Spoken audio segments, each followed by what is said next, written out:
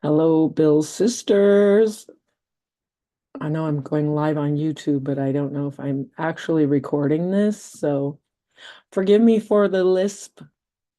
I have had some dental work done, and that's also why you haven't heard from me for so long. I swear it's been at least a month. And you know, power to us for that. There now it's actually saving my video. Dudes, it has been a long time, and mostly I block out the off season because, however, there is so much going on. It's like almost terrifying. I mean, it is terrifying. The changes that are happening, that have happened, that I first shrugged off because I was like, we wouldn't like release those players without like planning to renegotiate and bring them back on board. But no, when you release someone, it's really like firing them. So try to say that that doesn't cause bad blood. Impossible, right? It's like you can't know. And chime in with what was the biggest shock. Chime in with what was the biggest disappointment from my side. Sorry, I got to apologize again for the lisp because of this dental. So the reason I have been in absentia is because health and surgery and I could say it's mental health and physical health, but you all saw even when I launched this business, I was already like not doing well. Um, so I had to start going to a bunch of specialists to figure out what was wrong. And my underlying suspicions about the air quality and my inability to handle that were pretty much confirmed, most recently by an allergist who said, this is really interesting, you have allergic, non-allergic, and mechanical issues that are influencing what's going on, starting with a very, very severe allergy to dust and dust mites that then is compounded by the air quality, to which I may or may not be allergic, but to which we all are probably sensitive. We all are sensitive. Yes, we are all sensitive to the air we're breathing. That makes sense. Um, and mechanical, because I had a deviated septum, was operated on, but also because of the motion in my mouth, I just have mechanical things happening. But how does that explain narcolepsy? Because really, to have that overwhelming feeling that you're just gonna like, you could just go to sleep. Well, it makes sense that it's allergies because I'm even having a bit of that now, and it's hay fever, which is stuff I'm not even sensitive to technically. So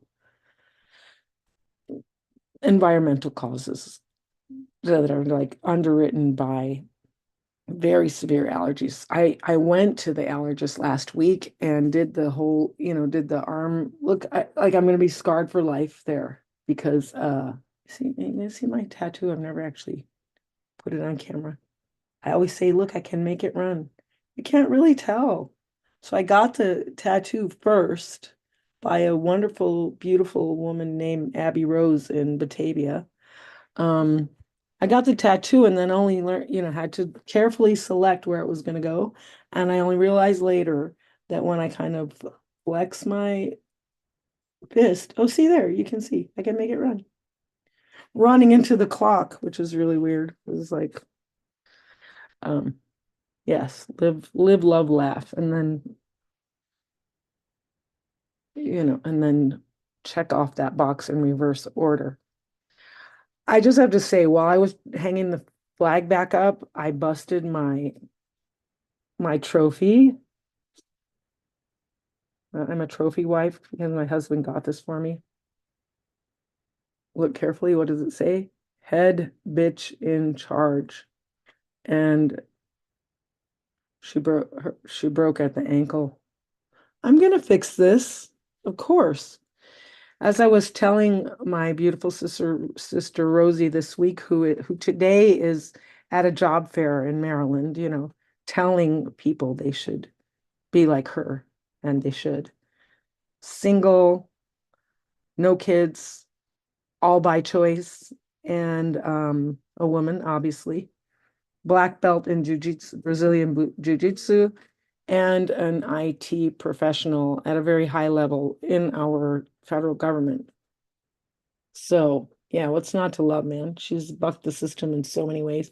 Such a role model for all young kids, but especially girls. I think is like, yeah, you can do this. You can dominate in sectors that have way more men than women, in athletics, in business, and she's doing that. But I was telling her that obviously, since these are middle school kids, she can't tell them what bitch stands for as an acronym, but I can say anything I want on here, right? So it's babe in total, wait, babe in total control of herself. High five, bitches. We're all here. And I'm actually the head bitch in charge. Head babe in total control of herself, in charge. So I'm gonna fix that. Also, yeah, my mom has been having some, she'll turn 80 this year. 2020, I almost said 1994. Just shows you how like relative time becomes the older you get. Um, or how much faster it goes, right? Because like 10 years is a long time, but 20 years, well, yeah, this is like 30 years. It's all, I said 1994. I meant to say 2024. This is a big year. Oh, as 1994 was, because this year my mom is turning 80. My husband is turning 50. Rosie's turning 45. So send flowers for July 24th. Um, and my twins are turning 18 and graduating from high school. They were not even a shine in their mommy's eye at that point, 1994. None of my kids were. They all started arriving in 1999. So yeah. Um, so it's a big year. My mom's turning 80, and she lives south of us, and she had a small medical intervention, but at her age, these things become more significant, really, right? So Rosie and I went down to be with her, and I brought this back. This was a gift from my mom. And I was like, Mom, how did you know?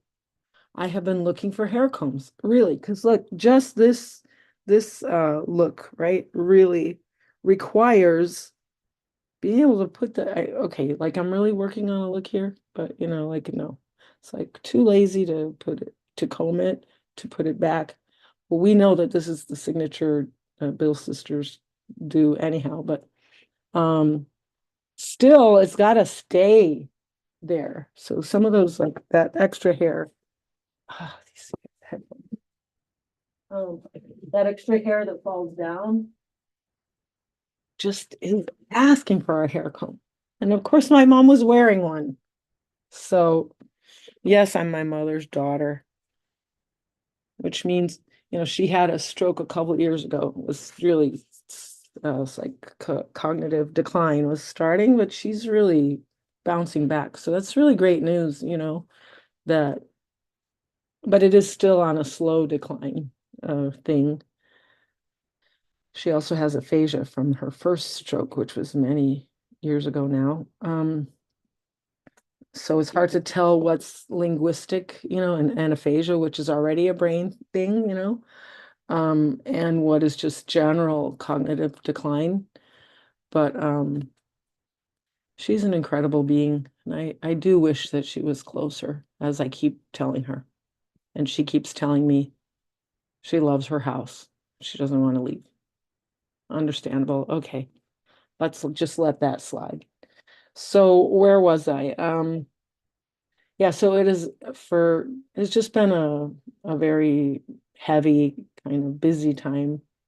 heavy, I don't, yeah, but more like very consumed with these, like, firefighting, really, because when health issues pop up, it's like everything else is really hard to do. So, got to tackle that first. And that's why everyone always says health is the most important thing. It is, because nothing else can even get on the radar if your health is not good. So I'm looking now at my calendar, which is open to February 8th. Has it really been a month and a week since we last convened? Very possible. So a lot has happened. I don't know how much I want to drill into the specifics of it, but I do want to say, for me, the most earth-shattering thing is Mitch Morse leaving. It's like our O-line this year was flawless, absolutely flawless, right? There's nothing, I mean, Josh had his moments, he worked through them. There's like an arc every year that's kind of like that. And wow, like the end of the season was just phenomenal. Absolutely. Like it's almost like something you would never even dream of, except yes, we do know these guys. And it's like Josh maintained, he said, when people said, "Why are you still optimistic?" Well, optimism is this very strange balance between being completely nuts and genuinely believing in the power of positive thinking, or just, and we waffled about Josh saying that. Like, I mean, we believe. That's why this is my flag, because I am on that bandwagon, but all Bills fans are like that, because we have just this incredible staying power. And it's almost fatalistic, because it's like, well, because we don't have anything else. Like, so when all else fails, this is, you know, we will always be Bills fans. I mean, yeah, it's like if you have nothing else, we will always have the Bills.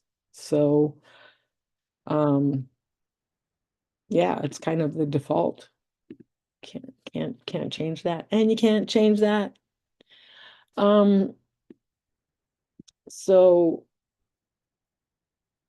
our O-line was impeccable. I mean, flawless, perfection. And our D-line was really, I mean, completely destroyed over the course of the year,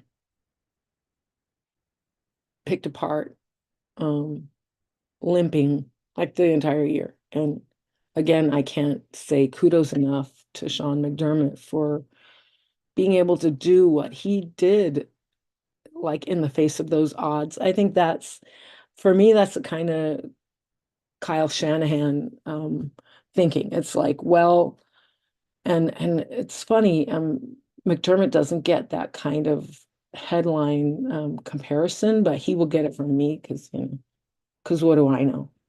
Um, but Kyle Shanahan can make magic out of anything. I guess Andy Reid is in the same category. It's like, you're never Bill Belichick.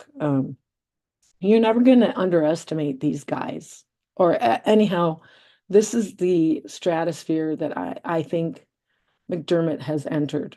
For me, in this past year, what he was able to do with that defense is kind of the equivalent of these other coaches that I'm talking about, and others who I'm less familiar with, like I guess the Harbaugh brothers, and what's his name down in New Orleans, who coached the Broncos to the Super Bowl, whose name I wasn't around, so it's not retaining, it's not anything personal, obviously. Um, but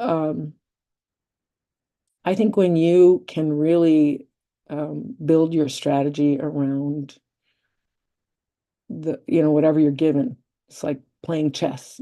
Each of those pieces has what it has, its assets and its disadvantages, and you've got to, or just its constraints, if you want to just look at it that way, very neutrally. These are the pieces you have to work with. Now put a strategy together, also knowing what's on the other side of the board, right? Because again, like that Belichickian thing, take away what they're good at, which, they all talk about Sun Yat-sen, who, by the way, is also right here on my bookshelf. They sometimes translate him as the art of, well, usually translate him as the art of war. My translation is, or this R.L. Wing, I'm reading this backwards, R.L. Wing translates it as the art of strategy. Yes, I have read this, and yes, I've even notated. Okay,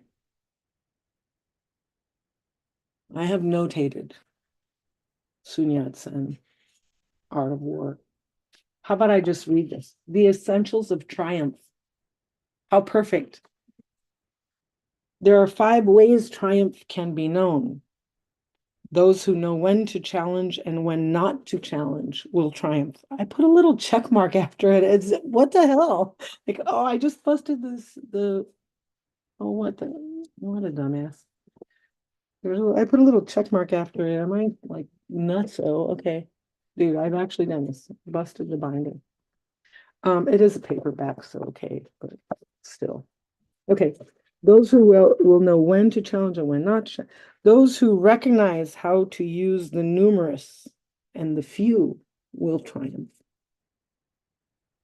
Those who agree on superior and inferior objectives will triumph.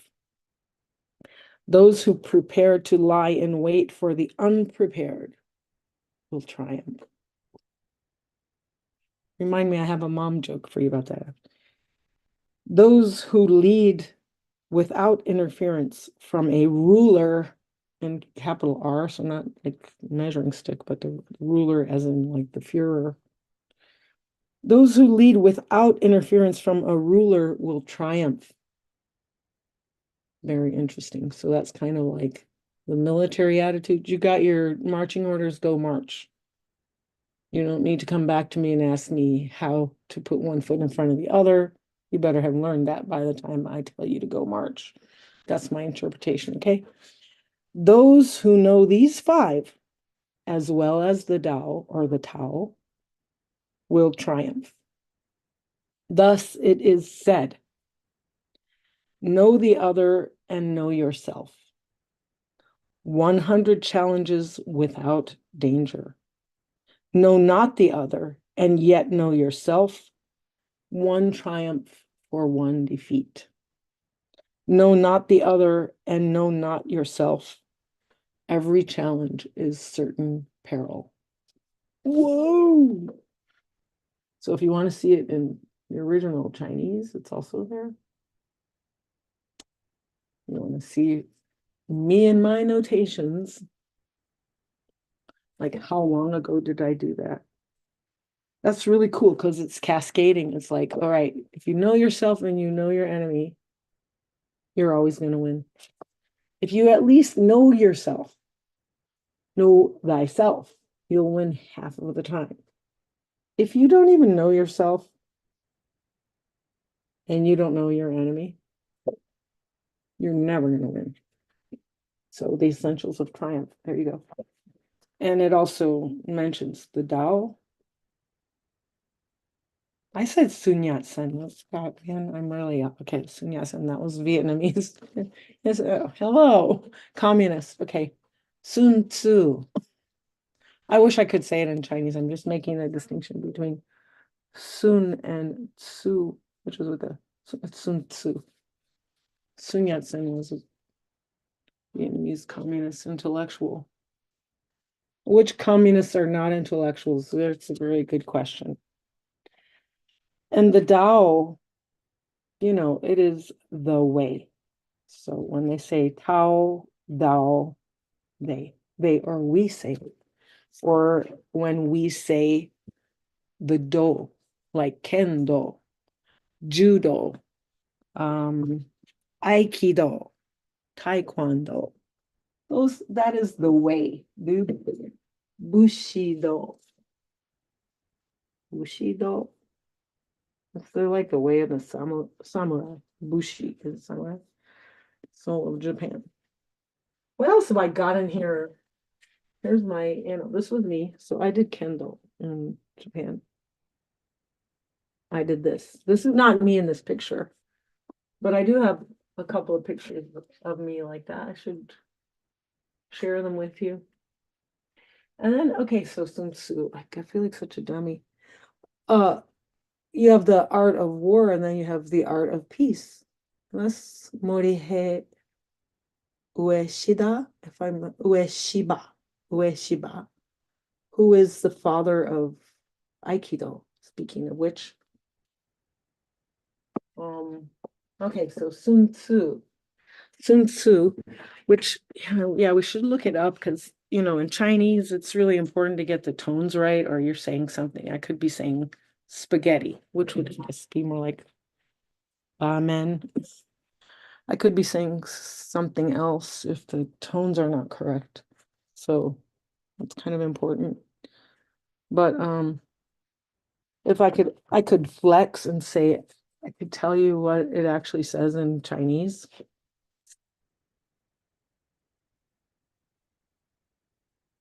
All I can read about in this is like method, I think. Jump in the comments if you can actually read this. And also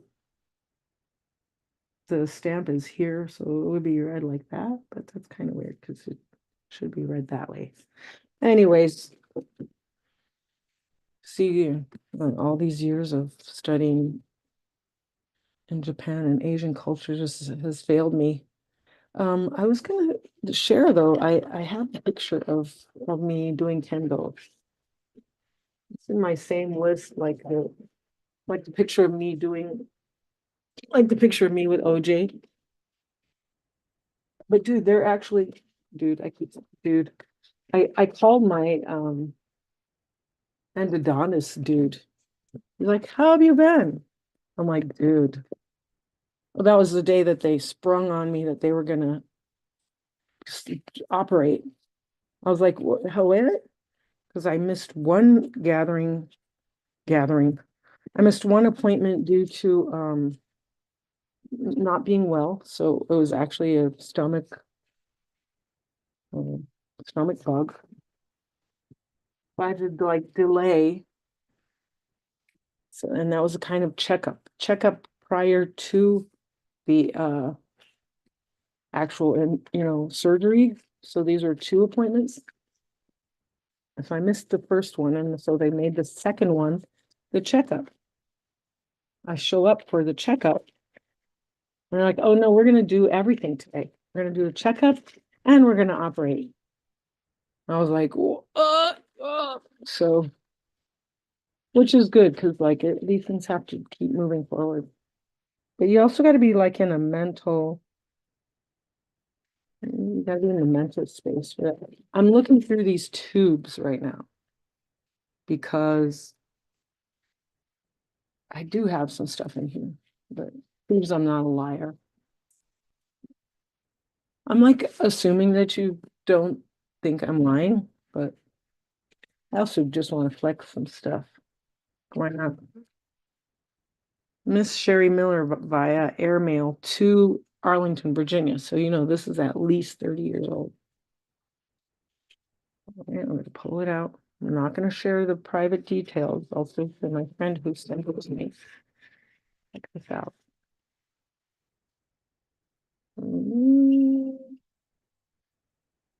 So I do have it. I do have this. It should be hung up, right? How lame is that? This is for it says Shady Mira. See that right there? Shady Mira. Sama. I want to say this is my EQ. Let's say showdown. Mm-mm-mm. You know, showdown. Oh, it's true. Right there. Showdown.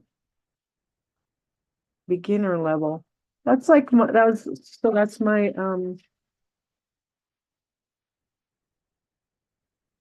diploma, my proof. Not only did I do Kendo in Japan, but I got the diploma to prove it. That guy, and this would be the EQ. Okay. So like when you first step up and you get you're like, I have arrived to the contest. You get like, when you have a basics down, you get this like that says EQ. I guess that's the EQ. Right, of course, I can't make all this out. This Kendo EQ. Now, why I'm talking about this is because we were talking about this. See this character, the beautiful character right there. That's the Dao or the Tao or the Do. Kendo, which is it's also the character for road, highway, path. We talk about the path. That's the Tao. It's the path. It's like there's only one path,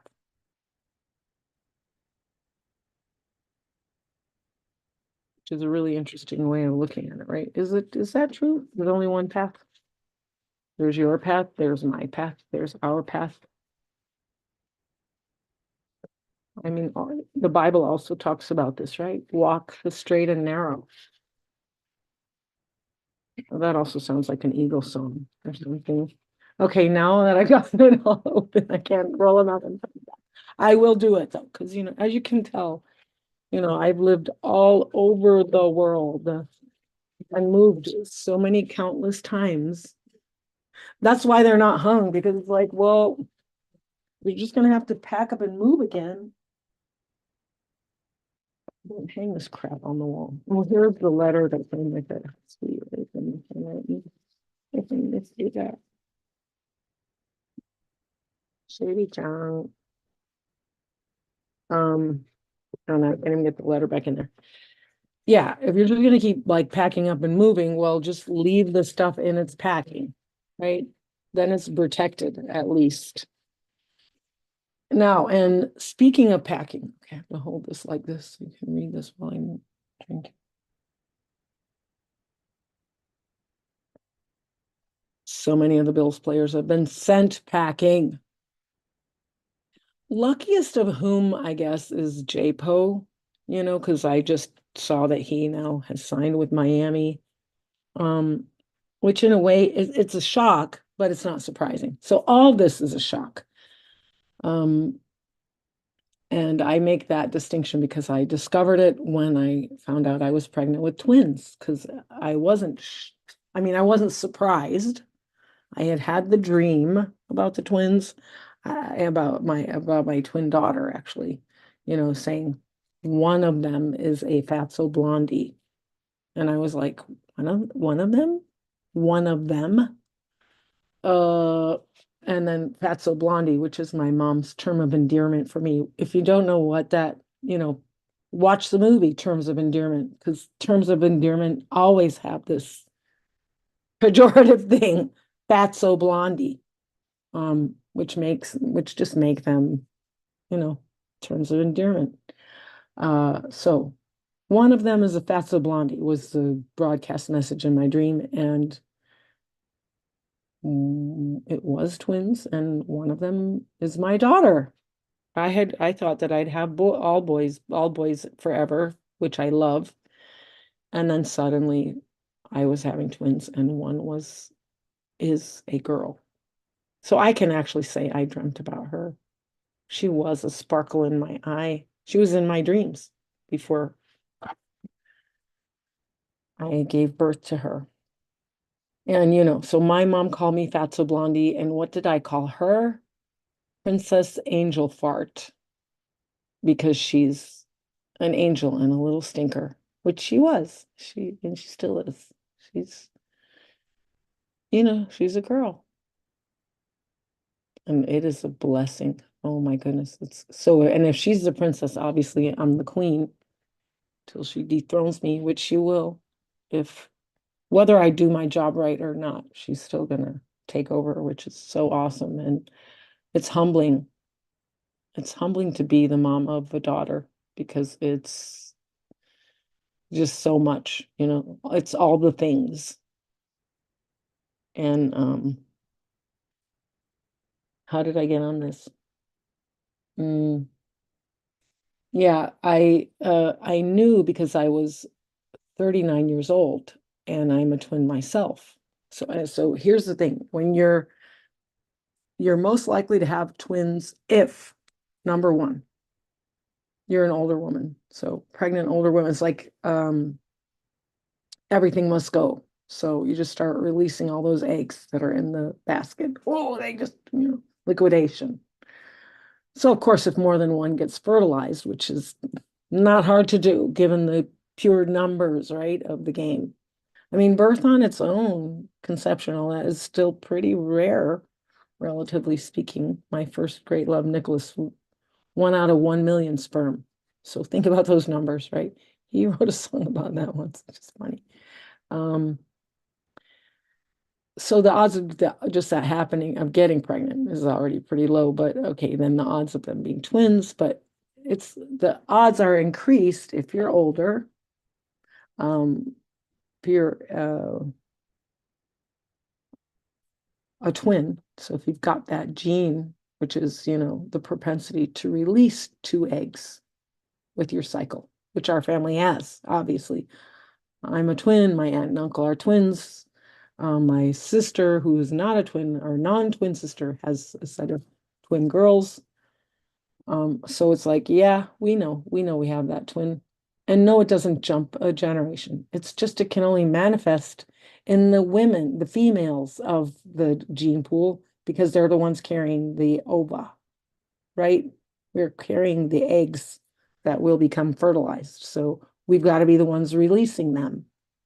If my son has a daughter, she will have the gene because my sons have the genes. They just can't release eggs, right? No, we know that. That's basic biology. So it doesn't skip a generation.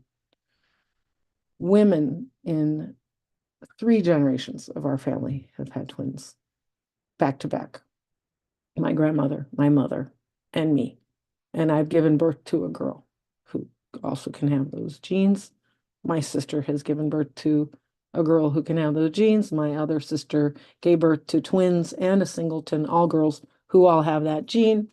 So sorry about a little sideline biology lesson, but that's the difference between fraternal twins, which is like fraternal is just brother. Why they use that word? They're because one can be a girl and one can be a boy when you got two different eggs, right? And then identical as in exactly the same. And as we know, the difference is two separate eggs if they're fraternal, one single egg that gets fertilized and splits into two beings in the womb. That's identical. And they are literally two halves of the same. They're mirror opposites because it's the egg that's split like that. And that is a freak of nature. So that ain't supposed to happen, but it does happen. And that's how you get identical twins. Whereas fraternal twins, it's not a freak of nature. It's just a genetic propensity to release more than one egg during menstruation. And it's genetic. We have that gene. So if you're a woman of a certain age, you're going to release more eggs. If you're a twin, If you got that fraternal gene in your DNA, you are more likely to conceive twins, to get more than one egg fertilized. Yep. I'll release that many, so they both get fertilized. Bam. Wham, bam, thank you, ma'am. Wham, bam, thank you, ma'am, again. And then the third criteria is if you are of African descent. So in Africa, there are like 10 times as many fraternal twins as the whole rest of the planet, which has only changed. It's like starting to change, or it's been changing because of IVF and these other, oh, let's not even discuss the whole IVF thing right now, though. I mean, I just can't even. And why now is it okay to actually have an IVF center if, I mean, I guess it's okay. They get to store eggs, but I don't get to store my own eggs and not use them. So they get to store them and not use them, but I don't get to store my own eggs and not use them. What the fuck is this? Oh my, you know, I think in this election year, um, I just wonder, like, if to not talk about choice or life, right to life versus a right to choose. If we don't just talk about women's agency, our agency over our own fucking bodies, and then let that become the topic of debate. Does a woman have the right to agency over her own body because she's a biological female and or identifies as a woman? It doesn't make, because the latter in particular, these are intertwined, right? I have agency over my body, therefore I can also choose my gender identity, right? So that right of agency, autonomy over your own being is fundamental. That's a fundamental right. And I wonder about this term agency, right? Because once you talk about a woman's agency over her own being, then you can also talk about a man's. Like, all right, then I'm going to also strip you of your agency, which is part of the discussion always, is like your human right to agency, self-determination, all that. And I use that term also. I wrote a paper just because on economic agency for women and the influence of like um, digital equity, which is like, right to technology almost as a fundamental right, because there's exclusion that happens, right? If you don't have access, there's a lot of economic opportunity that you do not have even access to. So I wrote a paper on digital equity and women's economic agency, and it's never going to make the Billboard top 10. It's just a topic I really, well, I know and that I care about. So, but I wonder if that word agency kind of doesn't throw people off. Like, what the hell does that mean? Agency. Well, it's like about sovereignty. It is about the right to choose, but it's not, that's the right to choose is almost too simple.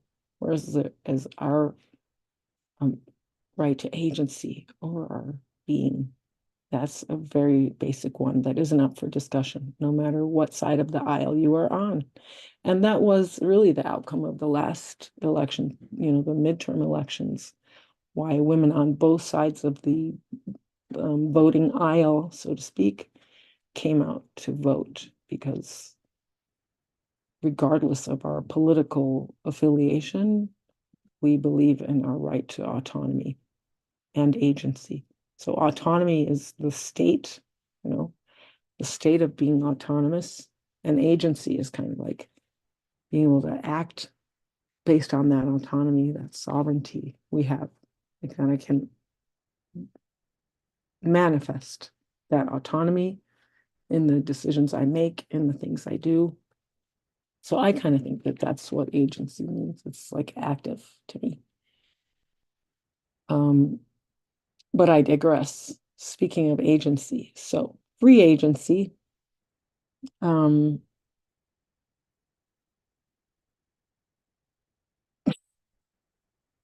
yeah. Uh, JPO. So DDoc signed a new contract for 4 years for some, I don't know, was it 10 million or something? Oh, that seems low. But okay. And Daquan Jones is still on board. So, let all of the discussions begin. All that, oh, the if stuff that's kind of tiresome. That's also why I kind of check out at this time of year because I'm like, let's all speculate. Let's speculate on the speculation. Let's speculate on the speculators speculating about the speculation. So, but I do think like I was watching, I think it's Bills Plus, I'm not sure. Um, and they were talking about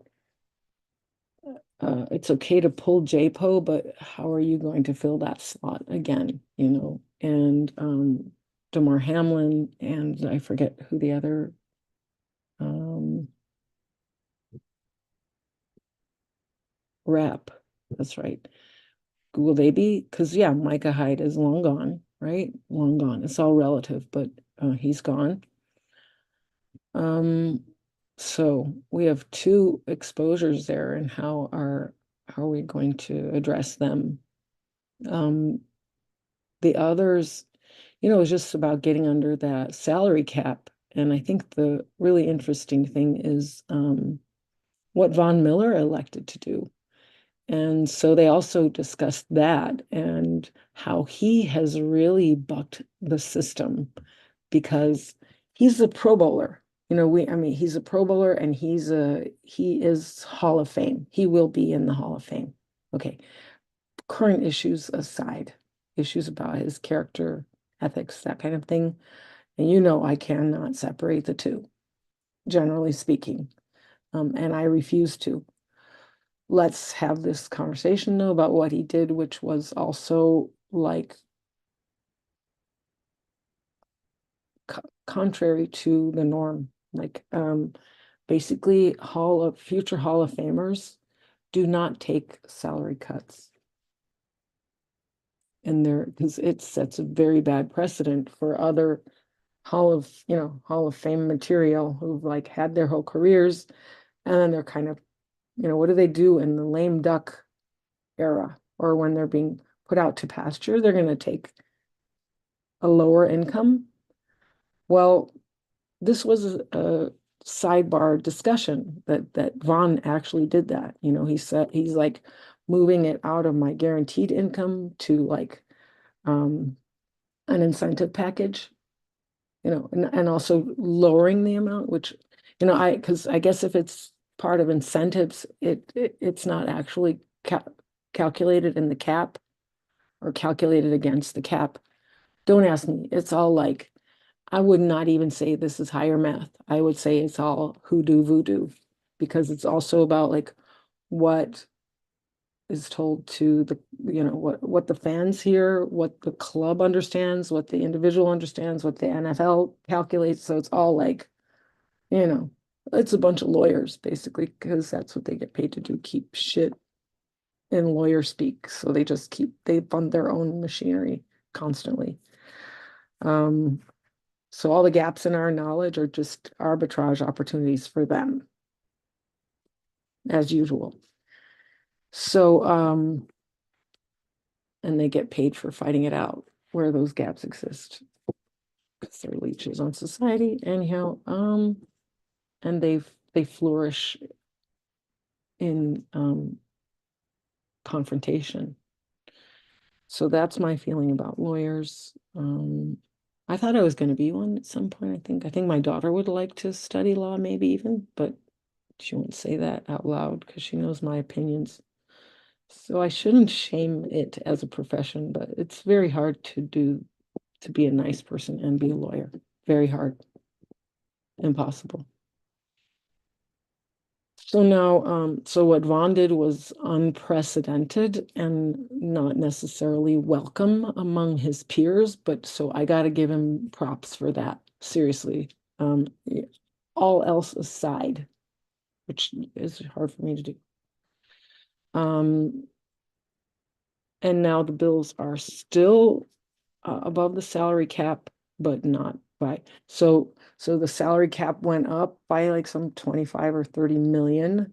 So like the threshold is higher. We're still over, and we're still a bit over us and like five other teams heading into free agency and or the week of again, I'm not familiar. Like it's all become really more formalized since I left.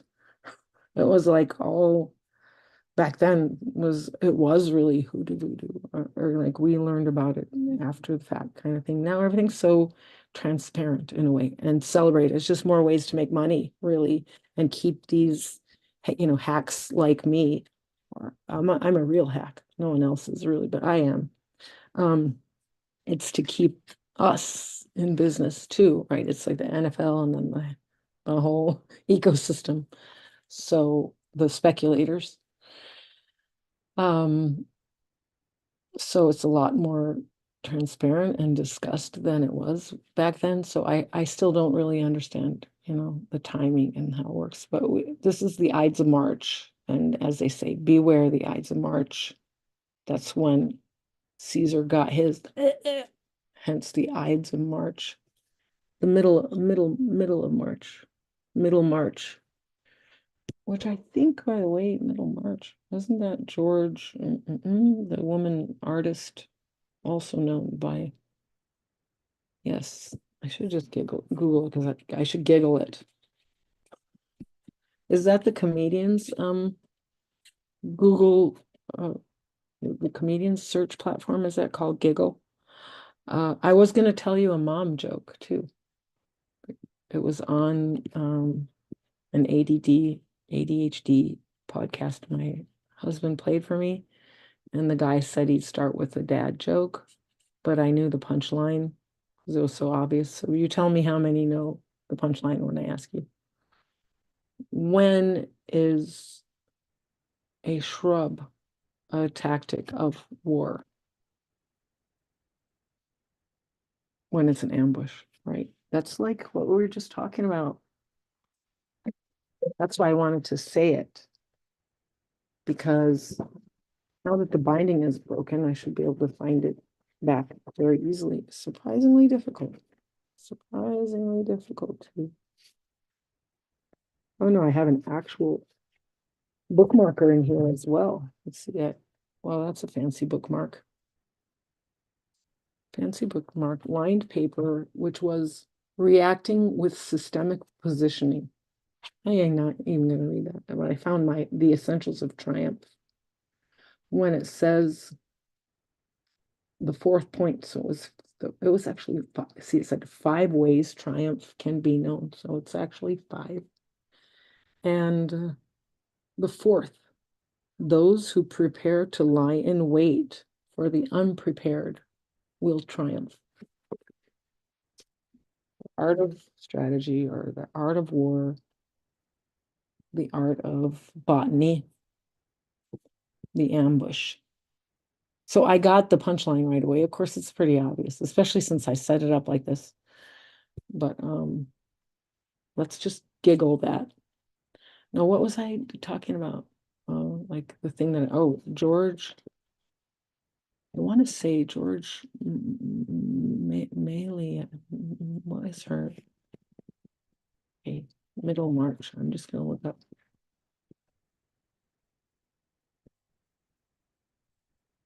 By,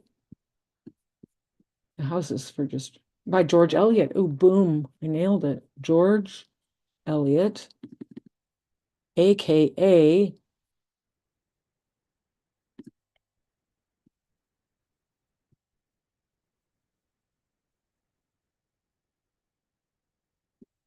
well, what the heck? Mary Ann Evans.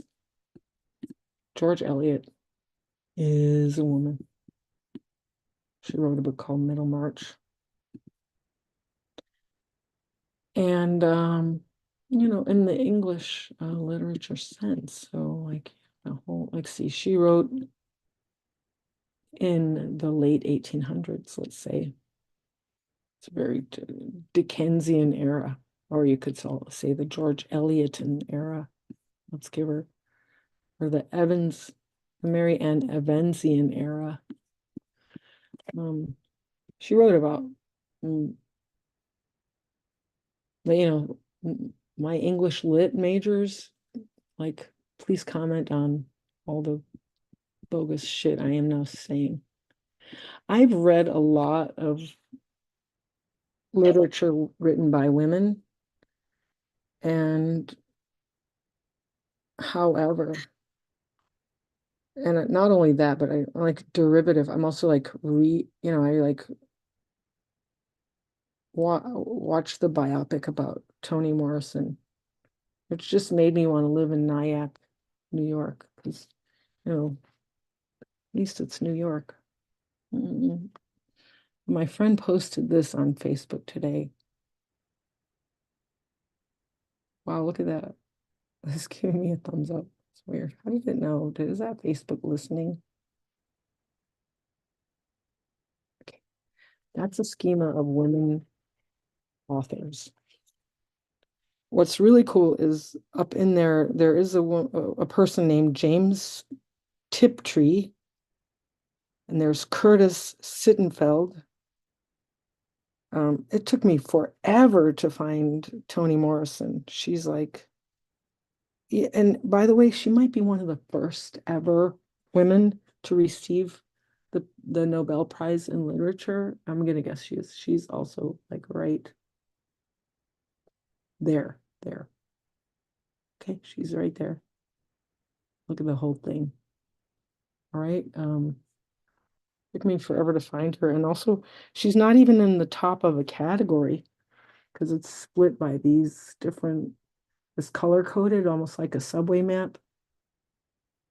Next stop. Next stop is Karen Slaughter. Cool name, right? Ursula K. Le Guin, Helen Fielding, Stephanie Meyer. It makes me feel really friggin' ignorant. I read a lot. I mean, I read, I write, and I really love to support women artists of all kinds, women authors. So I was kind of overwhelmed by that subway map of women authors. I was like, oh my God, I'm so ignorant. And I couldn't find J.K. Rowling, by the way. I guess she's on there. But it's really interesting that it's an approach, right, for women to actually use a male nom de plume, as they say, literally like a nom de plume, name of the feather, as in the what's our word for that? How come I'm drawing a blank? Because I'm elderly, more and more having these elderly.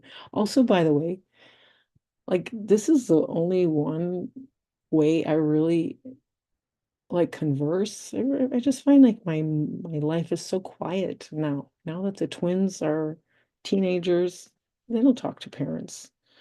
My husband and I probably text more than we actually speak to each other, which is probably not a best practice, I think. And when we do, we're usually arguing because there's like, yeah, because we don't just talk. And actually, I read, and I keep forgetting to say this. I read that reading out loud is a very cool thing to keep doing into your older age. Like reading, okay, and I thought, could I get him? Because see, because of him, our lives are not only because of him, but especially, I mean, he had kind of like a central role in our lives becoming dominated in the house with screens. Of course, the whole outside world, and that is also, and then COVID. And so, but I fought that as long as I could. to have family time that did not involve screens. So I was really like pushing for the reading moments with our kids and all that. But, we've all become completely overwhelmed by that and can't really control it anymore. But this is a way to push back, like to actually keep reading out loud into old age. Not because of old age, like because someone can't read, but really to also just do that with each other. I wanted to like suggest that to my husband that we make, because now quality time is basically him and me, unless we can rope the kids or bribe them or blackmail them into spending time with us. Really, we couldn't even get them to watch the new Avatar. Uh, and I have opinions on that. That was one thing we did with them when they were little. That was family time. And we tried to alternate it between screens and books and reading. And Avatar, the animated series, was one thing that all of us agreed on enthusiastically. So we've had issues with the Ramalama Shyamalan version, that one, and then very with great intrepidation about the new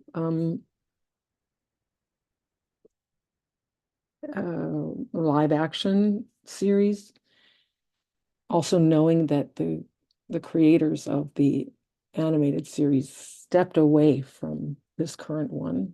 It's only 8 episodes, so of course they've had to do some like, cobbling and merging storylines, maybe even moving around the timeline. I don't know. We've only watched 2 episodes because we were waiting for our twins to watch with us. And now they don't want to.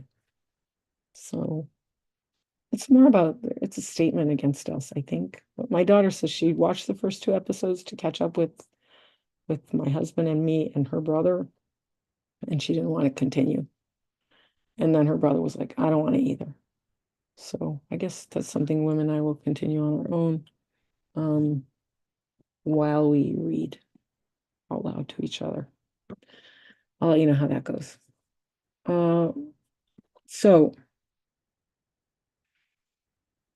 last word on Bill's stuff for now, which is also a reason for it to be quiet because, like, we are kind of in a holding pattern. And these are big, like I said, I'm mostly concerned about Mitch Morse. When I really started watching these player press moments, when I first moved back here, I was so amazed by him. I was really like, he's totally got the dad thing going on. He's like, everybody take a deep breath. Vaughn does that a bit too, but you know, it's not in the same way. I think Vaughn is younger than Mitch. Maybe not, I don't know, but Mitch has this he's in the pocket. He's literally in the pocket. Actually, he's protecting the pocket. So um he has this sanguine equanimity about him that's really very refreshing. Maturity and resilience. Yeah, so absolutely shocking. Absolutely shocking. But yeah, why are you giving a thumbs up and I'm saying thumbs down? I'm like shaking my head. Like, no, this is not good. Um, as always, the proof is in the pudding. We'll see what happens. And I'm not even going to start all the speculation about the draft because, we need some wide receivers, but a lot might happen next week. So that'll be really interesting to watch who we bring on board and how Brandon Bean um, fills the roster. And then we can maybe check in then if there's nothing else. I talk a lot about me and my life and my worldviews in this moment that we spend together. So there's always going to be that I can do. But I also kind of need to feel compelled by current events. Oh, speaking of which, Hailee was at the Oscars alone. That's the thing that popped up in my Bill's Mafia Babes feed. Um, because Josh was at his brother's bachelor party. I don't know. You know, who cares? She is a babe in total control of herself. I love that. It's like, I don't need a fucking date to the Oscars. I am good enough. Ken, Ken and Barbie. Do you want to talk about the Oscars quickly? I know I've been rattling them for a long time already, but I must say, I don't like to badmouth women, but I must call them out when they're engaging in misogynist behavior, even if it's subconscious. And I don't want to jump on the bandwagon because I'm sure Emma Stone has heard a lot of shit already about her talk. First, about her fucking dress. It's like no one saw it, no one noticed. Just don't even talk about it. Just get it. But she's young. Okay. So next time she won't do that. She'll just cut to the fucking chase. And then she mentioned her director, who she consulted with about what her acceptance speech would be. And he told her it's not about you. And the camera pans to him, and it's like, yeah, he's a middle-aged white male telling a young, very talented woman that her award is not about her. You know what I have to say to that? Fuck you. I, wait, I'm gonna pull it up. It was an Oppenheimer, right? I mean, here's the thing. Didn't even love the movie. And I told you all that my dad worked on the Manhattan, my grandpa worked on the Manhattan Project. Um, Okay, she didn't mention Christopher Nolan. She mentioned, I guess it wasn't Oppenheimer. Well, which the freak one was it? Uh, let's see. Oh man, because I remember her saying his name. Here, I'll just pull up the Oscar winners list. Oh, it would have been Poor Things. Okay. Would have been Poor Things, and it would have been going on Wikipedia now. Oh, Yorgos, yeah. Because she said, Yorgos told me that it's not about me. You know what, Yorgos? Fuck you. First of all, women are socialized to not compete. The odds of them winning shit are slim to none, except in categories of all women, right? Because they're competing against each other. So don't compete. Don't win. And by God, do not promote yourself when you win. Because then you're just being full of yourself, aren't you? You're socializing to not do that. So Yorgos, fuck you for telling Emma Stone not to take credit for what she fucking did. This is why those Oscars exist, is for us to recognize talent in the category. So this is very much about Emma Stone and the job that she did vis-a-vis a very competitive lineup there, right? And she did acknowledge that, right? And in the context of a history, it's the best that we can do in terms of recognizing women actors. And even then, not all the best ones make it into those, right? So within the constraints that exist, this category is about recognizing women actors. So, yes, it is about her. And yes, apparently her peers believed that she deserved that recognition. So, as a white middle-aged male, to tell her it's not about her, I'm not going to say it again because I think I've already said it 3 times. Yorgos, you know what you can do. And Emma, it's not surprising, that even a very talented young woman would ask, what do I do if I get selected? Because we're also conditioned to not have any self-esteem. In fact, movies themselves play into women not having self-esteem because if I haven't said it before, Geena Davis told us 15 years ago that the more boys watch TV and films, the more sexist they become. And the more girls watch TV and film, the more they lose self-confidence. So there's an interesting vicious cycle at work here. So she lacks enough confidence to like write her acceptance speech herself. She's still young. She goes to the white middle-aged male who tells her it's not about you. And she listens to him. How often are young women played in their professional roles? Like all the fucking time. And that lack of that insecurity feeds the whole system, feeds the patriarchy, feeds white middle-aged males in decision-making positions, because that's what the patriarchy is.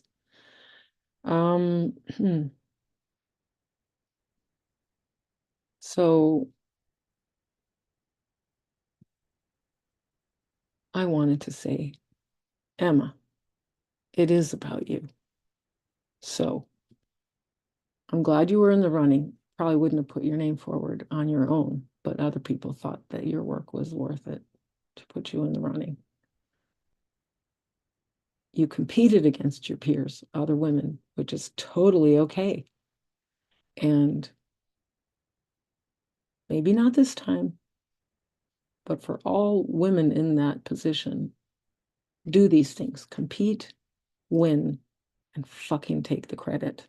Because this, in that sense, it isn't about you. It's true. But for other women to see women taking credit for their successes is, I think, what we call that word empowering. I hate that word, but it's inspiring. And it makes me think, oh, geez, I can compete and I can win and I can take credit. Not only can I do that for me, but I want to do that for other women too. Not feel like their success is my failure. No, but women deserve to win and we deserve to brag about our successes just like men do. And to make that a norm is really important because it tackles the underlying questions of self-esteem. If it becomes a norm to see women succeeding and taking pride, as we should, for our accomplishments, then that whole lack of self-esteem thing goes away. We build our self-esteem, right? Not only for ourselves, but as a role model for other girls and women of all ages. Because that's what this is about, is in so many ways, it has such a spillover effect, cascading butterfly effect, because it's media. So I don't want to shame Emma Stone because I think in a way she did her own self. I want to like raise her up and say, you do deserve this, and it is about you as it should be. And speaking of which, she also stars in this new program that my husband made me watch. She was born and raised in Arizona, so no wonder. It's a series that I don't know what it's called, but it actually is taking place um, in my old hometown in high school, because my home of homes is Western New York, but I did I was a vagabond, and the longest time I had ever spent in one place was um, in Espanola, New Mexico, northern New Mexico, 5 years. At that time, that was the longest I had stayed in one place in my life. every other time. Before that, it had been 3 years when we were in Germany as a kid. Um, so, and now then I lived in Belgium for 20 years, but even then, not in the same place, right? So I'm looking for, should just go on IMDb. And look up what she's doing now. I want to tell you. Because this series actually takes place in Española. I mean, how crazy is that? And one of the defining characteristics of that time of my life is that in high school, I worked at Baskin Robbins. And I probably said that before. That's like my favorite job in my life, or very nearly approaching yeah, one of the top two for sure. Probably the number one. I'll be I'll be honest, it's the number one. Others approach that. It's fine. Um, okay, so here's the thing. The first scene of that movie takes place in the Baskin Robbins. So not only is it like crazy that it was in Española to begin with, by the way, the lowest high school graduation rate in the country. So I was seriously against some odds there, and rose above, thankfully. Uh, I'm still looking like it's okay. IMDb is showing me all the previous up and coming. Come on, in develop. I think, are these separate? The Curse. Is that it? TV series. Yeah, that's it. Of course, it was the first one that showed up, but I didn't even recognize it because The Curse takes place in Española, New Mexico. It's really, a character in the show, as they would say. And the Baskin Robbins that I worked at is now a Subway, Subway sandwich shop. So when you see that scene, how I knew, I was like, wait, that's the same. We've been back there one time in the meantime. And I remember being like, oh, it vaguely clicked that it's now a Subway, that we had seen the shop there now. There's still a Baskin Robbins in Espanola, but it's not the location where I worked. But the Subway is. So they're like, they go in the Subway, and I'm like, those floors. That's how I knew it was my Baskin Robbins, because I used to have to sweep and mop. I think actually, here you go, gendered roles. I think the guys actually mop the floors, but I know I had to sweep them and probably had to pitch in mopping, trading off for other things as we were wont to do. But The Curse, so she's in that. Of course, she's amazing. And there's a lot of New Mexico in there, which deservedly so. But it's kind of a slow burn, dark humor thing. And it's hard for me to watch, I have to say. I think Wim is going to keep watching it without me because I was like, maybe I should stick it out. We'll see. And speaking of, so that, and then I'm going to shut up because as usual, this is run on and on. That I also saw in my feed today, Cabrini. And that I believe is Sister Cabrini, or I don't know, dudes. And I'm really like failing.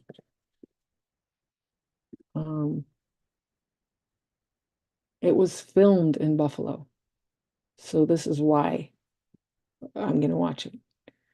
Italian immigrant Francesca Cabrini embarks on a daring journey to persuade the hostile mayor to provide housing and health care for hundreds of orphan children. And this actually happened in New York City. It's getting an 8.1 on IMDb right now.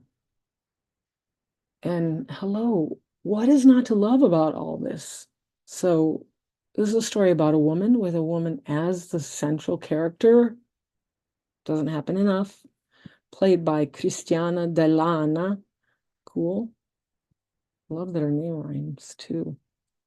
Um, and wait, is that the name of the actor, or is that the name of the care of Sister Cabrini? No, I mean, I guess her last name would be, yeah, I said that, Francesca Cabrini. She's now played by an Italian, maybe Italian American actor, Cristiana Vellana. Very awesome. Filmed in Buffalo. What's not to love? And what I read about that was that Buffalo is now like there's investment in movie studios there. And so more and more Hollywood is being filmed in Buffalo, which is like that is so awesome because it was um thingy Vancouver. You know, like all Hollywood was filming in Vancouver. North Carolina is a big movie filming location. So is New Mexico now, until that like unfortunate situation with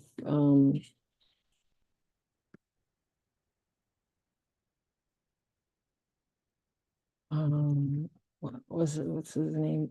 Yeah, Alec Baldwin on the scene on the yeah set of Rust, right? That took place in New Mexico. So that's Santa Fe, New Mexico. By the way, I also just learned that Tom Ford graduated from high school in Santa Fe, like 5 years ahead of me from Espanol. So he graduated in 79. I graduated from Espanol in 1984. Um, so we have that in common. He went on to do. Why I was looking at that is because he went to this kind of college, you'd almost say a prep school, but it was like it was really for kids of high school age to get into college early and do a 4-year program where the Coen brothers also studied. So that's how I got onto that because we're looking at going to see the new Coen brothers. Well, it's not a Coen brothers movie specifically. It's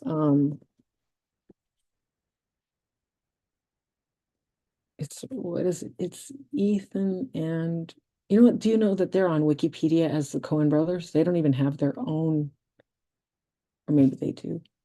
No, I don't even think they have their own entries. They are the Coen brothers on Wikipedia. And I love that you got to go and see the entire entry to pick out the parts of them about them individually, like their birth dates, you know. And as you know, Joel is married to Frances McDormand. And we were watching their first ever movie, which I had never watched. I think my my husband wanted to watch them all of the Coen brother movies with our daughter, which is really cool. And so we were watching, let's see, their first ever Blood Simple that I had never seen, which was their first with Frances McDormand. And that was like the beginning, right, of her and Joel's relationship, but also her acting, incredible acting career, and the Coen brothers' phenomenal career. And their relationship, I already said that, right? Um, and now Ethan and his wife, Trisha Cook, have just released a new movie, Drive Away Dolls, that we haven't seen it yet, but we're going to. Um, to me, looks like a modern Thelma and Louise, which is like that was the genre defining movie, the chick flick, right? Was Thelma and Louise. It's a lot of other things. If I'm not mistaken, it's Susan Sarandon, of course, and well, Geena Davis, we know. Um, but wasn't it Susan Sarandon? Let me see if I can find Thelma and Louise.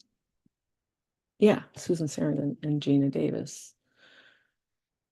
It's been a long time. I want to watch that again.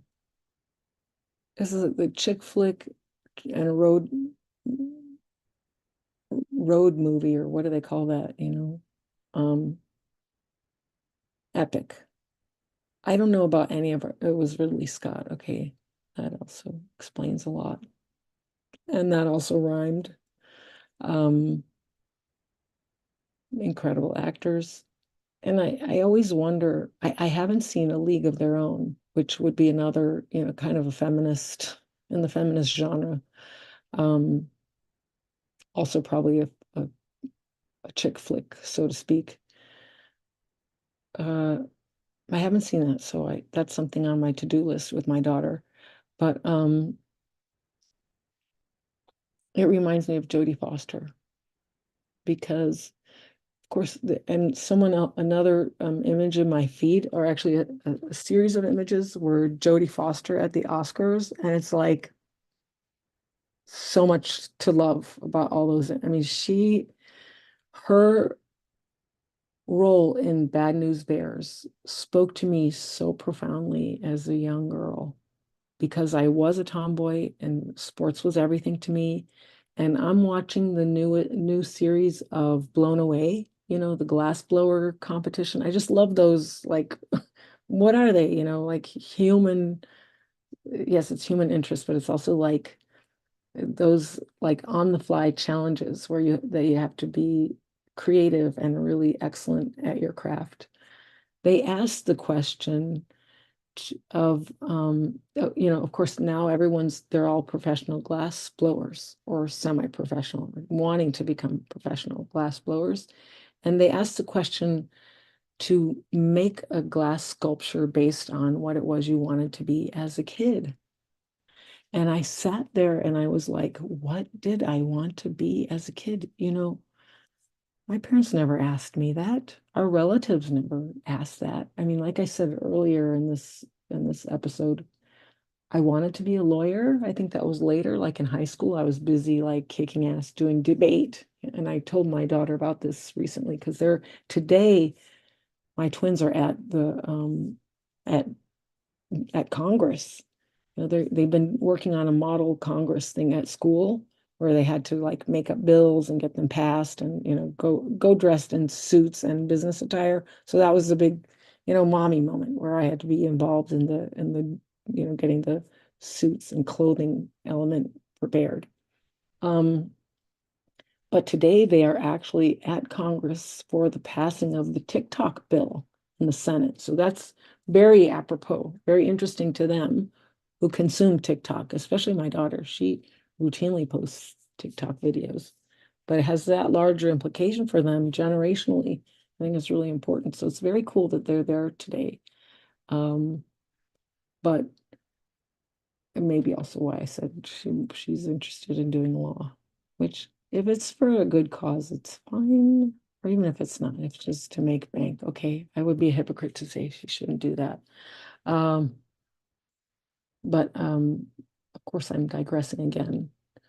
What did I want to be when I was little? And do you know, I came up with, because I've said this before on Light on Bills, I've said I was the quarterback in our street, our neighborhood football games, whether we were throwing the ball in the street or whether we were, in the yard in our neighborhood in Dunkirk on 238 King Street. If we were in our yard playing football, I was the quarterback, of my team. Yeah, or we'd fight over that role, but it was never out of the realm of possibility that I'd be calling the shots, literally calling the shots. So I was thinking, like, when I was little, was that what I saw myself as, becoming a quarterback? And I could, if I had to make a glass a glass sculpture about what I wanted to be when I was little.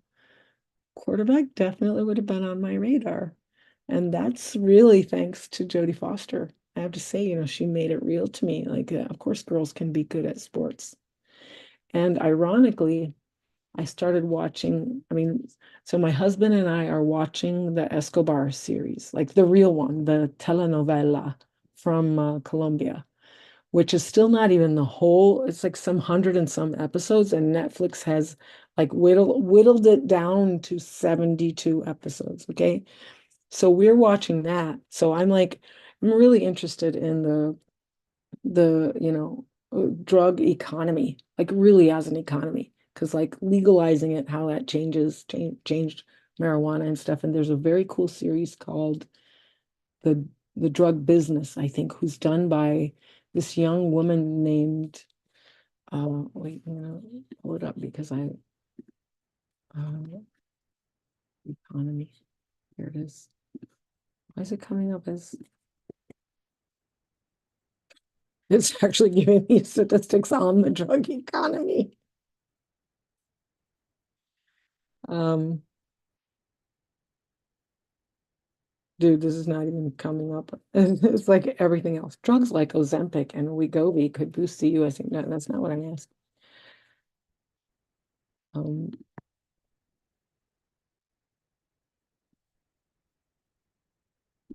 why is this not showing up? Griselda is showing up. That's also why we got on this whole jag. Um, why is this? I really, really thought it was it's called The Business of Drugs, and it was released in 2020. And I've got to give like top props to Amaryllis Fox, who is like the host of the series. Also because her life story really resonates with me. She was the daughter of, I want to say, she's also maybe a military brat of some kind. She went on to distinguish herself in the war, in anti-terrorism. So she did the same kind of overview of how terrorism works, how cells are created, how kids are radicalized. And she did this work. I think she also did like a whole, like the data science of it, so to speak. And she differentiated herself that way and then worked for the CIA for 10 years. And now she's looking at the drug trade, the drug economy in the same way. And this series is about that. And it's really fascinating. And it looks at different kinds of drugs, how they, from opioids and um, amphetamines and marijuana, of course. And, it's just, I have opinions about that too, obviously, also looking at, so we're looking at it from the cartel, the Medellin cartel perspective in the story, the TV soap about Escobar. And so it's gotten really interesting to see it as its global phenomenon, how it evolves economically as a business from the outside, but also from the perspective of users and, different pieces in the chain. So not just the drug lord himself or herself, like Griselda was. Um, but that's how I got on that. And I wanted to just mention that because also it just her, like this Amaryllis Fox, like her story really resonates with me. So I wanted to highlight her as well. Especially, also as a woman, as a mom, doing this kind of work, it's very impressive and inspiring. And she's a role model. So there you go. So while I was in there, had a whole subtopic on movies. Movies is my other favorite thing. Bills, feminism, media, they are all intertwined. And on that note, I'm going to close down this discussion for today, or this monologue for today. Go Bills, sisters. Go Bills.